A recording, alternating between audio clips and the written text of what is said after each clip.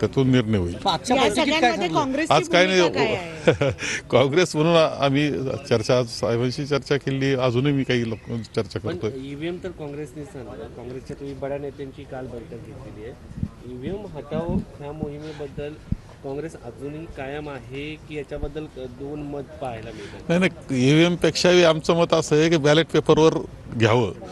आम्हाला ईव्हीएम बद्दल जनतेलाच जर शंका असेल तर बॅलेट पेपरला काय अडचण आहे, त्यांना काय अडचण वाटते बॅलेट पेपरची, हा खरा प्रश्न आहे. मात्र सर्वोच्च न्यायालयात या सगळ्या प्रकरणावर सातत्यानं कोर्ट जे आहे ते नाकारताना पाहायला मिळत आहे. आता खरं आहे ते की खरं म्हणजे माननीय सर्वोच्च न्यायालयानेच यामध्ये निर्णय जनतेला अनुकूल असा दिला पाहिजे, संशयाचं वातावरण दूर केलं पाहिजे, अशी आमच्या अपेक्षा आहे. काल मल्लिकार्जुन खरगे यांना भेटलात तुम्ही, काय नेमकं सबमिट केलं किंवा काय चर्चा झाली? कारण की ते अध्यक्ष आहेत. नाही, माननीय खरगे साहेबांशी मी बोललोय, चर्चा आमची झालेली सविस्तर.